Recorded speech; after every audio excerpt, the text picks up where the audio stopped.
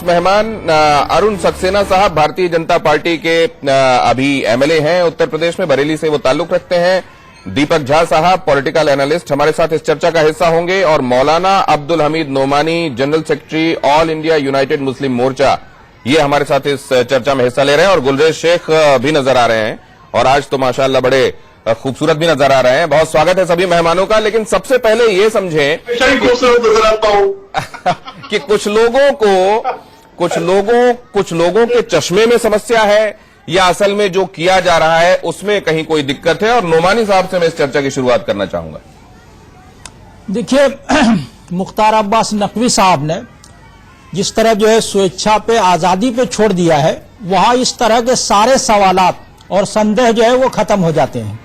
क्योंकि सियासी लोग जो है, राजनीतिक के लोग जो है, अगर मगर के बगैर जो है, अगर वो दूसरी पार्टियों में है, अपोजिशन में है या विरोधी पार्टियों में है, तो वो ये कह के आगे नहीं बढ़ सकते। लेकिन हम लोग चूंकि निष्पक्ष हैं, किसी पार्टी में नहीं है, तो हम जो है वो मुद्दों के मूल में जाके देखते हैं। हमें अभी जो है जो मदरसे जो है दो तरह के भारत में है। एक निजामिया जो है मदरसे कहलाते हैं, जो कि सरकार से जो है वो सहयोग नहीं लेते हैं, और एक आलिया मदरसे हैं जो 16-17 जो है वो राज्यों में है, वो पहले से है वो।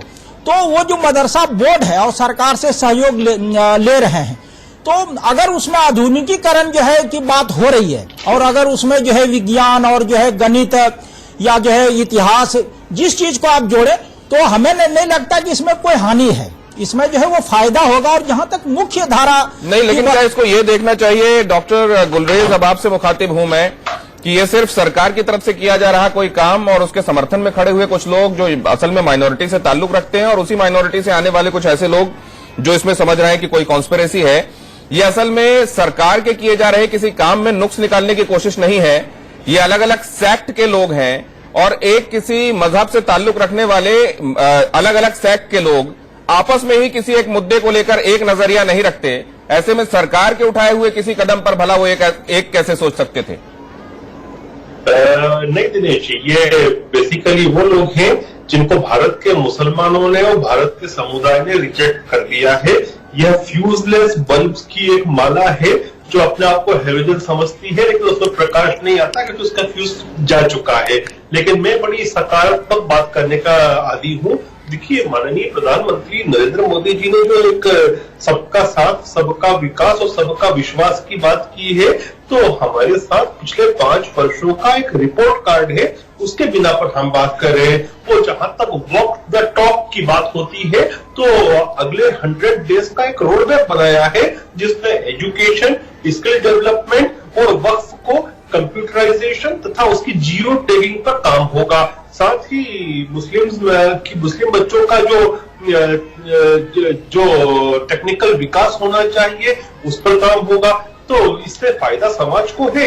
और पिछले 5 वर्षों की यदि दोस्त मैं बात करूं, तो पिछले 5 वर्षों में 2014 में जब मुस्लिम्स के लिए, माइनॉरिटीज के लिए 2000 करोड़ रुपए मात्र सरकार देती थी एजुकेशन के। अब इसमें सबसे बड़ा सवाल यह है डॉक्टर गुलरेज की, इसमें जैसा कहा गया है कि हमने इसमें कोई फतवा तो जारी कर नहीं दिया है, इसमें हमने व्यवस्था की है और इससे जुड़ने वाले जो मदरसे हैं उनको फायदा ही होगा। अब सवाल यह है कि इसमें हम रेजिस्टेंस या रिलक्टेंस भी देखेंगे क्या? अरुण साहब, आपसे सवाल यह है मेरा।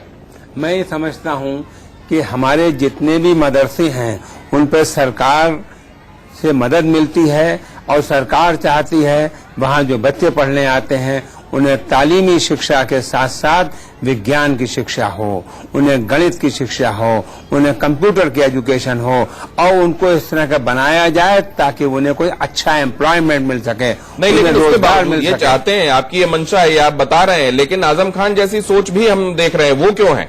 आजम खान साहब को उल्टी ये बात करते हैं। भाई साहब सरकार से फंडिंग लेते हैं ना, तो उनको तो कंपलसरी करना पड़ेगा।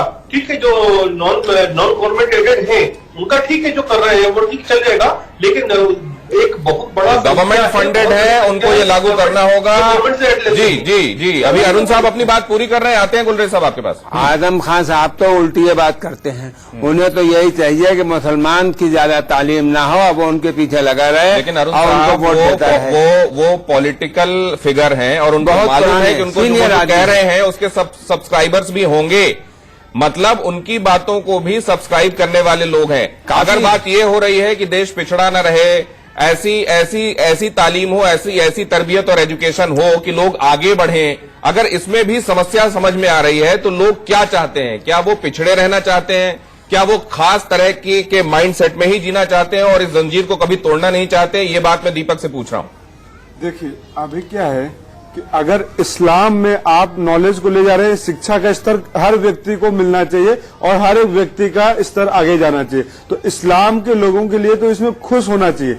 लेकिन इसके अंदर, इसके पीछे अगर कोई सवाल उठता है तो हाथी के दांत दिखाने के और खाने के अलग है। तो कहीं भाजपा का इसमें षड्यंत्र ना हो, कुछ धार्मिक और उन्माद फैलाने का, सामाजिक तोड़फोड़ का, तो वो अगर उसको परे रख दें कि पीछे अगर कोई सवाल उठता है तो हाथी के दांत दिखाने के और खाने के अलग है। तो कहीं भाजपा का इसमें षड्यंत्र ना हो, कुछ धार्मिक और उन्माद फैलाने का, सामाजिक तोड़फोड़ का, तो वो अगर उसको परे रख दें, इसको स्वच्छ मानसिकता के साथ लाया जा रहा है तो एक सराहनीय कदम होगा। लेकिन हमें ध्यान देना पड़ेगा कि जो हमारा ज्ञान है वो है वेदों में है, उपनिषदों में है, गीता में, ये है संस्कृत में। तो भारत सरकार संस्कृत के उत्थान के लिए क्या कर रही है? दूसरे धर्म में तो नॉलेज दे रहे हैं तो अलग बात है, लेकिन उनको प्रयास करना चाहिए कि हिंदू और मुसलमान दोनों में भाईचारा हो। तो कुरान की अहमियत के लिए हिंदुओं को भी उसके 2 शब्द पता है और मुसलमानों में संस्कृत का भी शब्द। तो भाईचारा जब बढ़ेगा समाज में तब देश की तरक्की होगी। दीपक, कल आप यहां पर चर्चा में शामिल थे और एक साहब ने ये फरमाया, आप शायद थे उस चर्चा में, आप नहीं थे, उन्होंने ये फरमाया कि हमको कदरन ज्यादा मालूम होता है त्योहारों के बारे में, हमको ईद के बारे में पता होता है, बकरीद के बारे में मालूम होता है, हमको मुहर्रम के बारे में मालूम होता है और शायद हमको ज्यादा मालूम होता है कंपैरेटिवली। ये बात छोड़ दें, बहस कहीं और चली जाएगी। लेकिन अगर आज के जमाने में जरूरत है इंग्लिश की, आज के जमाने में जरूरत है, अपरिहार्य जरूरत है कंप्यूटर की, गणित की, और ये पढ़ाने की कोशिश की जा रही है, तो क्या आपको इसमें भी षड्यंत्र, ये आपको अगर लगाना क्यों पड़ा? नहीं, मानसिकता, क्योंकि जो चार चरित्र और संस्कार की बात करते हैं भाजपा, इनका चेहरा कुछ अलग होता है, दिखाते कुछ और होता है, अंदर कुछ और होती है। तो इसमें इसलिए अगर लगाना पड़ता है, क्योंकि अगर एक बात ये थी कि मुस्लिमों को अपने मंत्रिमंडल में शामिल क्यों नहीं करते, इनसे पूछिए कि इनके पास कितने मुस्लिम सांसद है। ये सवाल डॉक्टर गुलरेज शेख के पास हम चलते हैं और ये जो बात कही जा रही है कि ये दिखाने के और करने के इनके मापदंड अलग होते हैं, क्या इसी बात को सामने रखते हुए, क्या यही जो अंदेशे वाली बात है, ये जो पिंच ऑफ सॉल्ट नहीं बल्कि बकेट ऑफ सॉल्ट के साथ लेने की जो बातें होती हैं डॉक्टर गुलरेज, इसीलिए क्या आपने पहले उद्बोधन में सेंट्रल हॉल में नरेंद्र मोदी जी ने यह कहा था कि एक छल है जिसमें छेद करना होगा? ये भी छल हो सकता है, ये भाषण भी छल हो सकता है। अगर जो मैं बोलना चाहूंगा दिनेश जी, क्योंकि ये भाषण पे हमें विश्वास कर ले, ये बिल्कुल जायज बात नहीं होगी, क्योंकि मोदी जी के भाषण में भी छल हो सकता है और देश को छलावे की तरफ लिया जा सकता है। नहीं, on the face of it, नहीं, on the face of it. मैं आपसे ये कहता हूं, आपको दीपक साहब, सबसे पहले तो अपने देश के चुने हुए और आपके प्रधानमंत्री पर आपको भरोसा करना पड़ेगा और कम से come on the face of it भरोसा करना पड़ेगा। जब वजूहात आपको समझ में आए इसीलिए तब आप अगर मगर लगाइएगा, वो गलत परिणाम निकलेगा तब जो है बात हो सकती है, वरना जब अगर देश के प्रधानमंत्री है तो शुरुआत होगी तो विश्वास करना होगा ना। नाम तो तब निकलेगा जब चीज की शुरुआत होगी। मोदी जी सराहनीय काम कर रहे हैं, लेकिन इसके पीछे इनकी मंशा क्या है वो समझ में आएगी, क्योंकि इनका चाल चरित्र परिणाम से पहले कैसे पता एक बात जो समझ आ रही है, एक बात जो समझ आ रही है, और गुलरेज साहब ये समझना पड़ेगा, अगर कुछ लोग आजम खान जैसे लोग या अभी दीपक भी कह रहे हैं, अगर लगाकर कह रहे हैं, क्या ये ट्रस्ट डेफिसिट एक चैलेंज है? क्या आप ये मानते हैं? देखिए, ऐसा पिछले 5 साल में योगी जी ने एक भी काम ऐसा नहीं किया जो किसी भी मुस्लिम भाई के खिलाफ हो। एक काम ऐसा है, सबका साथ सबका विकास, 125 करोड़ की उन्होंने बात की है। 5 साल के बाद कह रहे कि सबका विकास और सबका विश्वास, 5 साल में सबका विकास किया। ऐसी क्या वजह थी कि मोदी जी को आज भाषण देना पड़ा? मोदी जी पहले दिन ही बोलते ये समझा जाता था, अगर आप मुझसे पूछ रहे हैं, अगर आप मुझसे पूछ रहे हैं तो मेरा तजुर्बा, मेरी पढ़ाई और मैं जो कुछ ऑब्जर्व करता हूं वो ये है कि अब ये कहा जा रहा है कि इस डेवलपमेंट में ये चार्जेस ना लगे कि डेवलपमेंट बस बहुसंख्यक लोगों तक ही इसकी धारा पहुंच रही है। इसीलिए डेवलपमेंट विदाउट डिस्क्रिमिनेशन, ताकि अगर डेवलपमेंट आज के जमाने में एक आदमी का अंग्रेजी ना होना, अंग्रेजी पढ़ा लिखा होना, गणित पढ़ा लिखा होना और कंप्यूटर पढ़ा लिखा होना उसके पढ़े लिखे होने और आगे बढ़ने की तरफ के इंडिकेटर्स होते हैं, तो ये सबको हासिल होने चाहिए और इसमें वो माइनॉरिटी तबका भी आना चाहिए जो अभी तक इससे अलग था, महदूद था। अब जबकि दूसरी बार कमान संभाले हुए है, उन्होंने ये स्पष्ट किया है कि इस बार सबका साथ तो होगा, सर्वस्पर्शी विकास होगा, सर्वस्पर्शी विश्वास भी चाहिए। लेकिन ये सर्वस्पर्शी विश्वास सबको हजम नहीं हो रहा है। कुछ लोगों को इसमें ये लग रहा है कि कहीं इसके पीछे कुछ और तो नहीं है, कहीं ये आवरण कुछ और इसके पीछे करने की मंशा कहीं कुछ और तो नहीं है। विनोद बंसल साहब वीएचपी के हमारे साथ जुड़ गए हैं, बहुत स्वागत है आपका। लेकिन ये अभी चर्चा आगे बढ़ाएं उससे पहले हम आपको इस पर कुछ रिएक्शंस जो आए हैं वो एक बार फिर से सुनाएं। लोग इसको किस किस तरीके से ले रहे हैं, फिर इस चर्चा को आगे बढ़ाते हैं। लोग इसको किस किस तरीके से ले रहे हैं, फिर इस चर्चा को आगे बढ़ाते हैं। हमारे यहाँ मदरसों में या हमारे अक़लियतों के स्कूलों में नाथूराम गोडसे की फितरत नहीं पैदा की जाती। प्रज्ञा ठाकुर जैसी शख्सियत हमारे निस्वा मदरसों में पैदा नहीं होती है। पहले इस ज़हनियत को रोकें, ऐलान करें कि नाथूराम गोडसे ये काम 30 साल पहले शुरू हो चुका है और ऑलरेडी आज भारत में जितने भी मदरसे हैं उसमें 95% जो मदरसे हैं उसमें मॉडर्न एजुकेशन बाकायदा रिकग्नाइज तरीके से इम्पार्ट की जा रही है बच्चों के अंदर और उनको मजहबी तालीम के साथ साथ मॉडर्न एजुकेशन ऑलरेडी दी जा रही है। उसको अगर बढ़ाने की बात है तो बहुत सही है, लेकिन ऐसा जाहिर करना कि ये तो ये बात लोगों को पता होना चाहिए कि जो सरकार की निधि से जो भी मदरसे हिंदुस्तान में चलते हैं उसमें कंप्यूटर, विज्ञान और इस तरह की तमाम चीजें पढ़ाई जाती हैं। लेकिन सरकार का ये कहना कि हम मुसलमानों में अवेयरनेस लाने के लिए, मुख्य धारा से जोड़ने के लिए शिक्षा, विज्ञान, कंप्यूटर, इन तमाम चीजों को लाने की कोशिश करेंगे ताकि वो मुख्य धारा से जुड़े, तो सरकार का चूंकि पहले ही स्टैंड ये क्लियर कर दिया था बाकायदा प्राइम मिनिस्टर जी ने कि हम मुसलमान। तो बहुत सारी सोच होंगी इसको लेकर, लेकिन तीन तरह की सोचें तो आपके सामने हैं और इस पर हम चर्चा कर सकते हैं। एक तो वो है जो ये कह रही है कि आप नाथूराम गोडसे की बात कीजिए ना, क्या वो किसी मदरसे से पढ़कर बड़े हुए थे। दूसरी सोच ये कह रही है कि पहले से ही ये सब चल रहा है, अब इसको किस नए कलेवर में आप नया क्या करने जा रहे हैं, जरा ये बता दीजिए। और तीसरी सोच ये कह रही है कि जो पहले से चल रहा है मदरसों में उसमें सब कुछ मुख्य धारा का ही चल रहा है, आप मुख्य धारा से जोड़ने वाली क्या नई बात करने वाले हैं। इसको लेकर आइए बंसल साहब की टिप्पणी पहले ले लेते हैं। दिनेश जी, बड़ी बात मैं समझ नहीं पा रहा कि कुछ लोगों को नाथूराम गोडसे से बड़ा प्यार है। हमने कभी नाम नहीं लिया, लेकिन वो लोग उसको छोड़ते नहीं है। दूसरी बात ये कि जो मीम अफजल साहब का आपने बयान जो सुनाया, ये तो कांग्रेस ने मना कर रखा है ना कि कांग्रेस की तरफ से कोई नहीं बोलेगा। ये थोड़ा सा समझने वाले नहीं, पूरे जानते बात। चलो नाम नहीं लिया, चलो साध्वी प्रज्ञा जो हम साध्वी बोलते हैं, बनी घूमती फिरते हैं, उन्होंने क्या भोपाल में बयान दिया था। तो भाजपा ले रही है, आप विश्व हिंदू परिषद भाजपा से अलग है तो अलग बात है, लेकिन भाजपा वाले उनका पूजा करते हैं। साध्वी प्रज्ञा को आप भाजपा में नहीं मानते हैं क्या?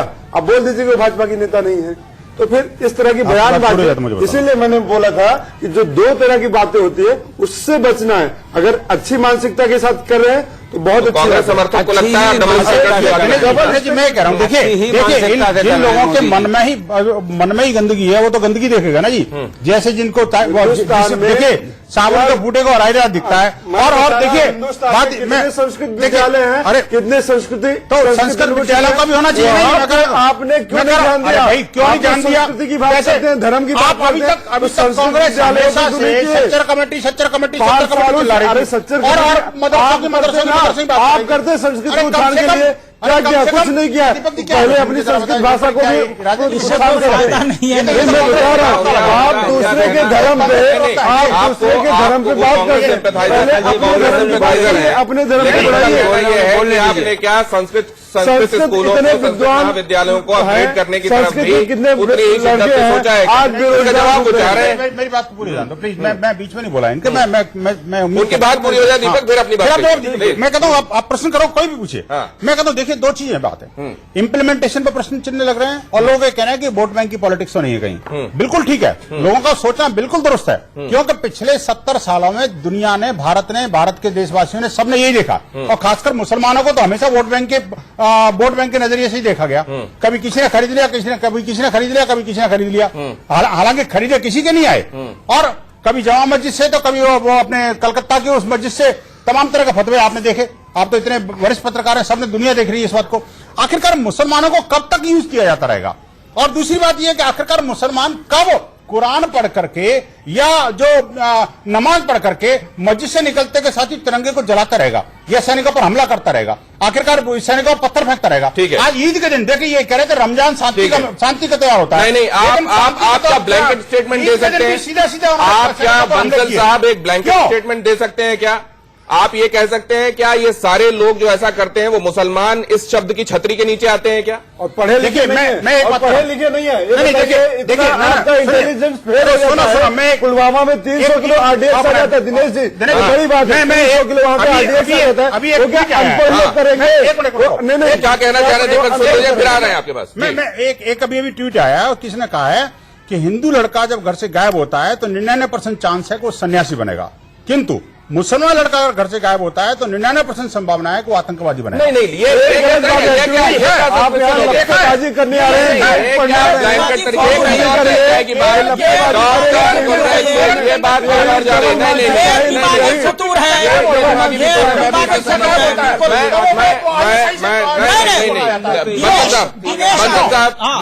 नहीं, मैं आपसे ये पूछना चाहता हूँ अभी इसी वक्त, क्या आप इस तरह के ट्वीट से, आप इस तरह के ट्वीटों के साथ खड़े हैं क्या? नहीं खड़े, जी सच्चाई सर, खड़े हैं। देखा है, मैं कह रहा हूं दुनिया भर में इस्लाम के मानने वालों के बारे में क्या ग्लोबल पर्सपेक्टिव बन रहा है, इसके बारे में मौलाना को समझना पड़ेगा। ईद के दिन मस्जिद से नमाज पढ़ के आता है और सैनिकों पर पत्थर फेंकता है। डॉक्टर गुलरेज, का मैच होता है तो हिंदुस्तान अगर जीतता है तो ये अगर कोई खुशियां बांटता है तो इनको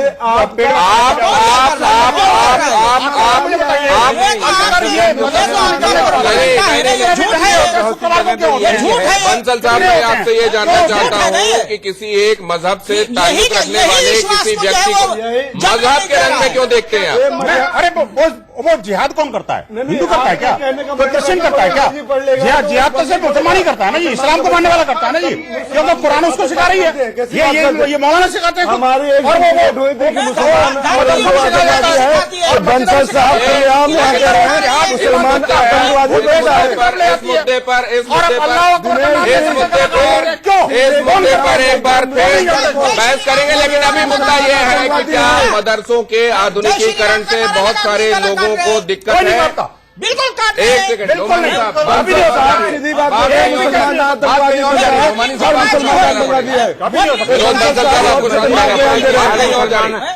अधिकांश आतंकवादी गुलरेज, अभी तक क्या काम किया गया है? कैसे आप इसको कह सकते हैं कि ये एम्पावरमेंट विदाउट अपीजमेंट है? एक सेकंड सक्सेना साहब, मैं कुछ कह सकता हूँ? प्लीज डॉक्टर गुलरेज, जी देखिए दिनेश जी, एक बात में बड़ी स्पष्टता कहता हूँ कि नरेंद्र मोदी जी का जो विचार है वह ये तो मसौदा है विकास का, ना कि वोटों का सौदा है, क्योंकि हमने ये प्रूव करके दिखाया है पिछले 5 वर्षों में। जब 2014 में हमारी सरकार बनी थी तब 2000 करोड़ रुपया हुआ करता था माइनॉरिटी एजुकेशन के लिए, उसमें हमने वृद्धि करके उसको 5000 करोड़ किया। नरेंद्र मोदी जी की सरकार में एक ऐसा काम हुआ जिसके बारे में यदि दूसरी पार्टी होती तो ढिंढोरा पीटती। देखिए हज जो होता है, हज मुस्लिम समुदाय का एक रिलीजियस फंक्शन है और एक जज्बाती विषय है। 1,30,000 का कोटा हुआ करता था, जबकि पाकिस्तान अफगानिस्तान जैसे छोटे से कंट्री का 1,80,000 था। जब अभी प्रिंस आए, वहां के क्राउन प्रिंस सऊदी अरब के, तो नरेंद्र मोदी जी ने उनसे बात की कि हमको 2 लाख का कोटा करके दो। वो 2 लाख का कोटा हुआ, जो कि इंडोनेशिया से केवल 12,000। तो अगर ये बातें पहले से चली ही आ रही थी, डॉक्टर गुलरेज, अगर ये बातें पहले से चली ही आ रही थी, डॉक्टर गुलरेज, अगर ये बातें पहले से चली आ रही थी, तो अभी इस वक्त सर्वस्पर्शी विश्वास की बात क्यों की जा रही है? इसलिए की जा रही है क्योंकि जो नेगेटिव प्रोपोगंडा होता है ना, देखिए आप अभी दीपक भाई जिस प्रकार से प्रोपोगंडा कर रहे हैं, तो नेगेटिविटी को समाप्त करने के लिए कुछ ना कुछ तो करना होगा। कि मैं सबको लेके चलने की कोशिश कर रहा हूँ, जो कि बिल्कुल एकदम गलत बात है। आप पिछले 5 साल में क्या किया है?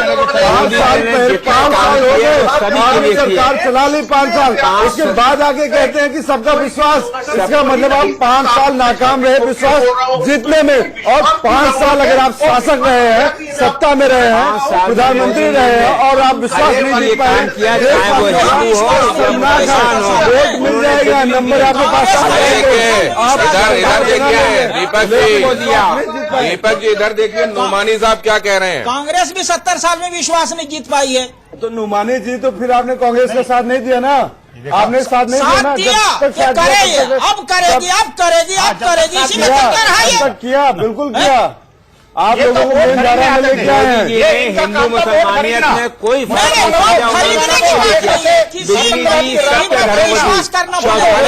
कांग्रेस पार्टी ना होती, आज ये जो गोडसे वाले सोच के लोग हैं, हिंदू मुसलमान सब मौलाना साहब मैं आपको बताता हूँ, गोडसे की सोच के जो लोग थे, गोडसे की जो सोच के लोग थे, वो खत्म कर देते इस कौम को। मैं बता रहा हूँ आपको, गोडसे के लोग, ये बता रहा हूँ।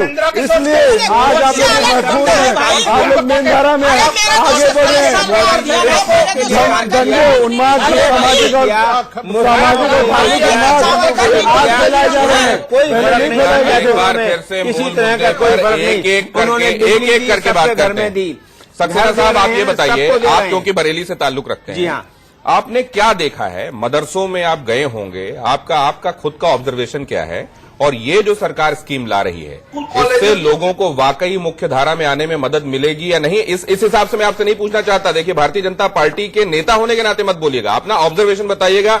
इस देश के जिम्मेदार शहरी होने के नाते अपना ऑब्जर्वेशन बताइए। मैं ये समझता हूं, ये जो इनका विकास किया जा रहा है मदरसों का, ताकि वहां पे विज्ञान पढ़ाया जाए, वहां पे गणित पढ़ाई जाए, वहां लेकिन अभी एक साहब कह रहे थे कि पहले से ये पढ़ाया जा रहा है। कहाँ पढ़ाया जा रहा होता तो काय को इतनी बेरोजगारी होती वहां पे। आज मुसलमान का लड़का साइकिल में पंक्चर ही जोड़ लिया है, उसे क्यों नहीं अच्छा काम करते? उसको जो है, तो कहता हूँ संस्कृत पढ़ने वालों का क्या बेहतर किया जाए, उसके लिए बेहतर एजुकेशन दी जाए। ये मोदी नहीं है जिन्होंने हर एक के लिए किया, इसके लिए नहीं किया। बिजली दी तो मोदी ने सबको दी, मोदी ने हिंदू मुसलमानियत का फर्क नहीं किया। बिजली दे रहे हैं, सबको दे रहे हैं, लोगों को बांट रहे, तो आप शौचालय दे रहे हैं, सबके घरों में बना रहे हैं। दीपक, आप एक बात बताइए, दीपक एक बात बताइए, आप बताओ क्या ये कई शोधों में, और मोदी ने किया? एक सेकंड सक्सेना साहब, क्या दीपक कई शोधों में, अध्ययनों में ये बात साबित नहीं हुई है क्या कि माइनॉरिटी, खासतौर से जो मुस्लिम वर्ग है, उसमें बहुत ज्यादा पिछड़ापन है? पढ़ाई के आधुनिकीकरण की बहुत ज्यादा जरूरत है। क्या आप नहीं मानते कि ये बात स्थापित हो चुकी है? और स्थापित तथ्य के लिए अगर कोशिशें की जा रही हैं, तो कांग्रेस को समस्या क्यों हो रही है? बिल्कुल हो रही है, इसलिए हो रही है वोट बैंक है,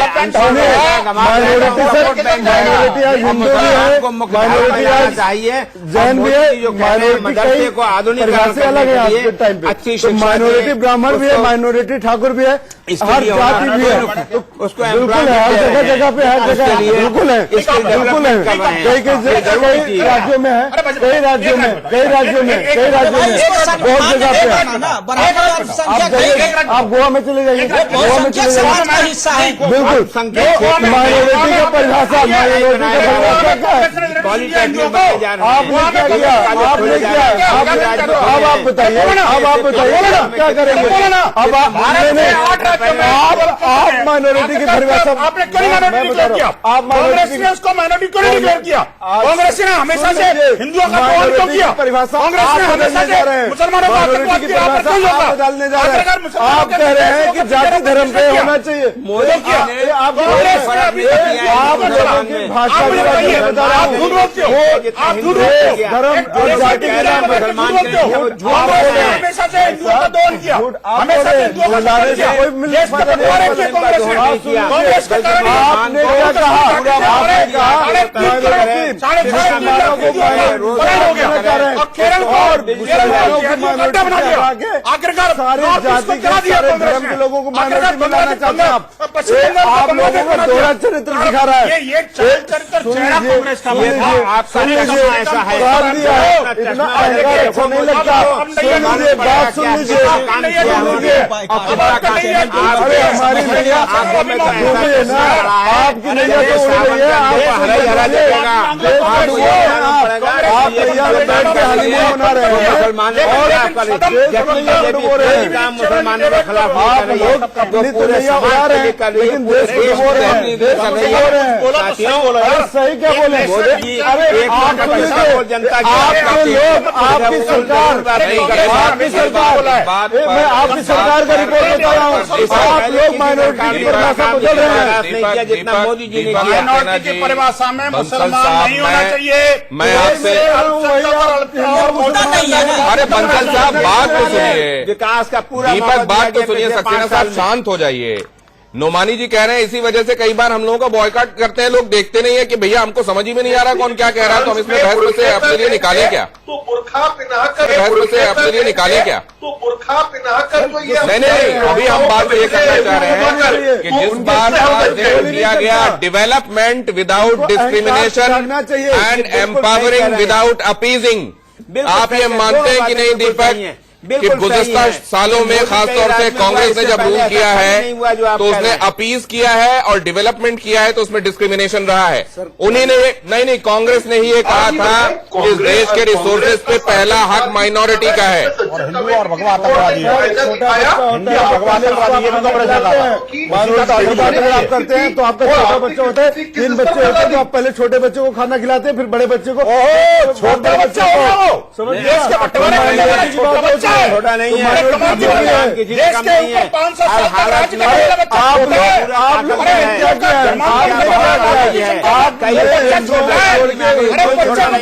सत्ता की मलाई खाई है, सत्ता की मलाई खाने के लिए आप बाकी सारी बातें करते हैं। नहीं बंसल साहब गलत बात, बंसल साहब गलत बात, बंसल साहब गलत बात, ये गलत बात कर रहे हैं। नहीं आप ये मान, आप बंसल साहब ये बताइए, बोलो वो चलेगा, क्या बात है? और फिर कहते हो भाई भाई भाई भाई। नहीं बंसल साहब फिर तो आप कॉन्ट्राडिक्ट कर रहे हो। एक सेकंड दीपक शांत हो जाइए, दीपक शांत हो जाइए। बंसल साहब अगर आप ये बात कह रहे हैं तब तो सरकार को ये कदम उठाने नहीं चाहिए, तब तो इस कौम के हित की बात ही नहीं करनी चाहिए। अगर आप इस तरह के विशेषणों का उपयोग कर रहे हैं, आप ये मानते हैं कि एक मजहब से ताल्लुक रखने वाले लोग सारे दहशत के काम में लगे हुए हैं, अगर आपकी ये धारणा है तब तो सरकार को ये काम नहीं करना चाहिए। एक बात बताइए, नहीं दीपक दिनेश जी, ये दुनिया को पता है कि भाई देश में जितने भी आतंकवादी होते हैं वो किस रिलीजन से आते हैं, ये पता है ना? ये कैसे आप कह सकते हैं? आप बताइए, आप अपराधी का, एक मुसलमान को आप जहरम करने वाले का, आतंक फैलाने वाले का मजहब कैसे, मजहब से लोग कैसे ले सकते हैं? अच्छा तो ये बताइए, तो क्या इस सोच के साथ आधुनिकीकरण किया जा रहा है? हिंदू है, जो नोटिफिकेशन जारी किया है सरकार ने किसी रिलीजन के लिए नहीं किया।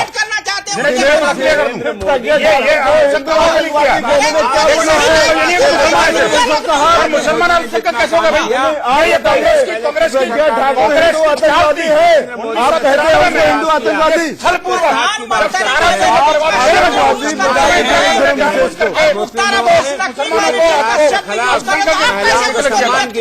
मौलाना आप अल्पसंख्यक कैसे हो गए? आप मुझे बताना, प्रधानमंत्री क्यों यूज कर रहे हैं? आप अल्पसंख्यक कैसे हो गए?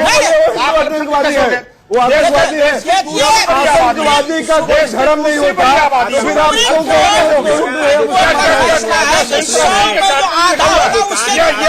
संविधान में लिखा हुआ है, भारत के संविधान में लिखा हुआ है क्या आप अल्पसंख्यक हैं? सुप्रीम कोर्ट का निर्णय है कि 100 से आधा और उससे